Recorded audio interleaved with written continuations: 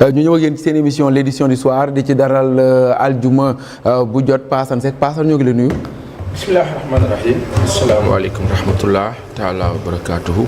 nuyu na ma la Issa nuyu Mademba Amata Dia kilifa bi nuyu Aliou Sow beneen kilifa bi nuyu ñuy seetaan. voilà Mademba Ramata Dia bokk na ci ñi ñaandal aljuma bu jot Mademba ñoo ngi lay nuyu. Issa maa ngi lay fay bu ma la nuyoo ba pare nuyu Pa Assane mi ma jàkkaarloo teg ci aussi Aliou Sow nuyu mbokku téléspectateur ak bépp internet bu safoo Walf TV. voilà tey moom dañ ciy jégg lu baax na dañoo tardé carrément par rapport ak ay quelques pannes yu ñu amoon Aliou ñoo ngi lay nuyu. di la fay Issa Tine le grand Issa Tine di nuyu aussi Demba Ramata Dia ainsi que justement Pape Assane Seck sant leen gërëm leen kontaan jàkkaarloog yow ci ce grand plateau de édition du soir. jërëjëf tey moom teel ngaa ñëw loolu waaye malheureusement machine yi moo la njuy. gis nga voilà une prochaine fois dinañ ko rattrapé bu baax Mademba yow la ñuy dooree waxtaan wi tukkib nemmeeku Jean-Luc Mélenchon njiital France Insoumise amal ko fii ci réewum Sénégal ni ki le 18 sax ci la tukki boobule war a jeex. lan nga si jàngat gis nañu bi mu ñëwee déclaration yi nga xam ne moo fa jot a am mais laataa ñu dugg en profondeur ci lañ fa jot a wax Jean-Luc Mélenchon par rapport ak période bi mu ñëw yow lan nga ci jàngat en politique c'était une visite politique. waaw xam nga dafa am parti bu tudd Pastef ñëw au pouvoir à travers une coalition maanaam coalition mi ngi tudd Diomaye président léegi moom moo doon locomotive bi moom moo jiite woon mbir yi. parce que parti Pastef nag ci boppam ñoo invité ku ñuy wax Jean-Luc Mélenchon moom dafa nekk politicien bu nekk France yor kuréel bu ñuy wax la France insoumise maanaam ci wolof mooy France bi bañ léegi nag moom boo xoolee jaar-jaaram dafa xaw a niroog jaar-jaaru Ousmane Sonko ci wàllu xalaat ak ci wàllu jàmmarloo ak président ba fa nekk Jean-Luc Mélenchon dafa mel ni mooy le principal opposant par rapport à Emmanuel Macron boo xoolee aussi fii Ousmane Sonko mi yor parti bi aussi bu ñuy wax Pastef moom tamit noonu la meloon ay jamono ak président Macky Sall ba yàlla def ñoom ñu ñëw jël réew mi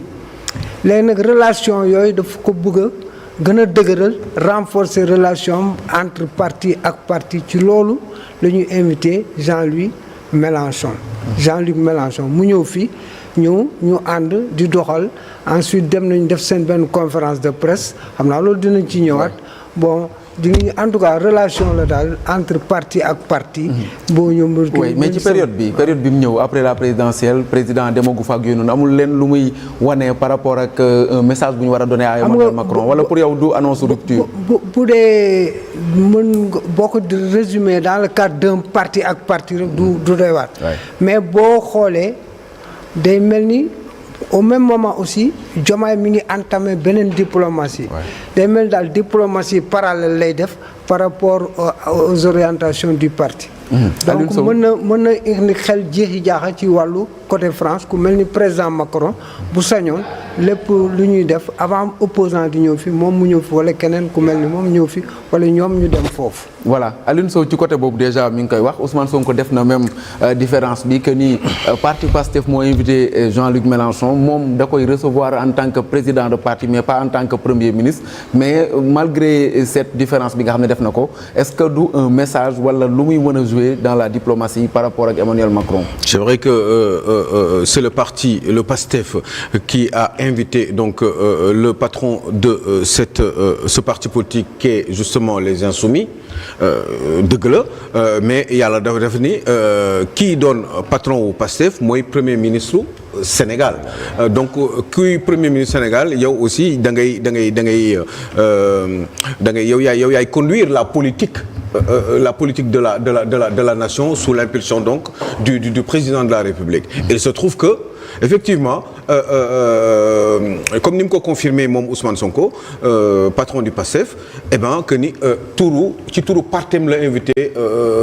képp ki nga xam ne moom moo tudd Jean-Luc Mélenchon doon patron wu parti politique bi nga xam ne dafa fës aussi en France di gérer le 5e je pense des députés à l'Assemblée nationale française bi nga xam ne ils sont au nombre de 577 donc c'est un monsieur qui est plutôt influent dans le système politique français. français donc bu ñëwee fii nii mu doon ñoom tamit insoumis mooy bañkat Ousmane Sonko nekk aussi certainement un insoumis qui justement a accédé au pouvoir mais qui va certainement ou qui doit certainement par rapport à la logique du système de fonctionnement bi nga xam ne moom la àdduna bi di doxee se soumettre certainement à certaines règles yi nga xam ne forcément dina ko def à moins que ça soit de la provocation mais c'est d'une évidence que ni parce que bi mu nekkee ci nguur gi bi mu nekkee dans l'opposition musu ko invité donc là bi mu nekkee ci nguur gi la ko invité donc forcément il y a une différence alors que le PASTEF existe depuis 10 ans je crois que c'est la première fois qu'il se retrouve ñii jàkkaarloo nee na bëggoon na ko def avant mais la période n'était pas propice pour mu mën a ñëw mooy temps ñu ko barricade ak yooyu non avant barricade bi 55 jours la woon sur 10 ans d'opposition donc ce n'est pas vrai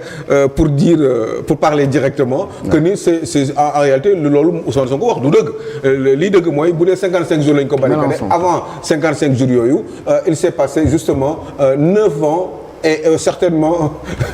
10 mois. Donc c'est totalement faux. Je crois que ni il est beaucoup plus à l'aise maintenant puisqu'il a le contrôle du pouvoir d'inviter Jean-Luc Mélenchon problème mu kay moom mooy lan lay def comme tâche par rapport ak les relations franco-sénégalaises. Parce que quand même le président Diomaye Faye il pourrait éventuellement être très très gêné foofu mooy mbir mi parce que Diomaye quand même demagul France te partenaire France ak Sénégal ay partenaires lañu jusqu'à preuve du contraire donc lii nii lu mérite réflexion là et je pense que ni au fur et à mesure des échanges que nous aurons peut-être que dañ gën a mën a dugg ci détails. Bien sûr Passam Seck ci côté boobu déjà la forme opposant boo xam ne le 5e de l'Assemblée nationale moo ko yore en France malgré que nekkul majoritaire à l'Assemblée mu ñëw seet si président de parti boo xam ne un parti la woon bu radical temps opposition mu ñëw yëg pouvoir après nee nañu yàggoon naa bëgg a ñëw mais mënu ko woon mais par rapport ak la diplomatie ba lan lay signifier exactement. waaw Issa man dama am benn gis-gis bu simple ba nga xam ni. dafa dem ci on va dire prétexte li tax Mélenchon ñëw. C'est sur invitation. C'est acceptable. jafe-jafe bi ma am mu ngi nekk ci ne yàlla daf ma bind amuma confiance wóoluwuma xoolil wóoluwuma lu jóge boor boobu loolu la dama am nattu boobu. kon daal boo déggee ne. képp kuy acteur politique français jege mi ngi ñëw rek sa xel du daal politique français. muy Mélenchon woo muy keneen ak Marine Le Pen. ku munti doon xam nga dafa am gis nga lu nga dund démb dafa important ci li nga dund tey. Stratégiquement sur le plan politique le PASTEF qui invite Mélenchon c'est un message dédié à l'État français en général mu ngi mel ni rek may wax ak Mademba tudd la naan Issa yow sa kii bii fekk Mademba laay waxal noonu la ma ko déggee beneen bi la diplomatie parallèle bi Bassirou Diomaye Diakhar Faye di def c'est ce qu'il faut faire c'est lui le président de la République qui il mène une action politique ouais. Donc il peut parler à qui il veut quand il veut comme il veut lenn rek moo ma ci mooy laa ci am man comme bémol moo di ne ñooñu dama leen wóoluwul ci lenn bay seq ak ñoom lenn parce que dafa am lu ma dund ak ñoom ba tey ba sànq xoolal regardez aujourd'hui toute la presse sénégalaise et foofu damay interpeller les confrères il faut ñu def attention ci benn glissade. Oui. Mais Mélenchon a fait passer son message. L'homosexualité est à la une de tous les journaux aujourd'hui avec le drapeau dans tous les journaux. C'est-à-dire une publicité incroyable quand bien même foofu laay wax ne la presse sénégalaise il faut que ñu jouer benn jeu bu sincère. Quand le président Macky Sall a parlé à Barack Obama, à Justin Trudeau, à Audrey Pulvar sur iTélé, la presse ici a dit oui président Macky Sall bañ na góor jigéen et pourtant ca wax président Macky Sall ca dégg-dégg ba waxul bañ naa ko de dafa ne nous ne sommes pas encore prêts alors qu'il devait dire nous ne serons jamais prêts mais juste ma chuter dire que ki nga xam ne wax na tey ne Sénégal du nangu góor jigéen c'est Ousmane Sonko. Son discours a été plus fort que celui de Macky Sall. La une des journaux aujourd'hui devait être Ousmane Sonko refuse net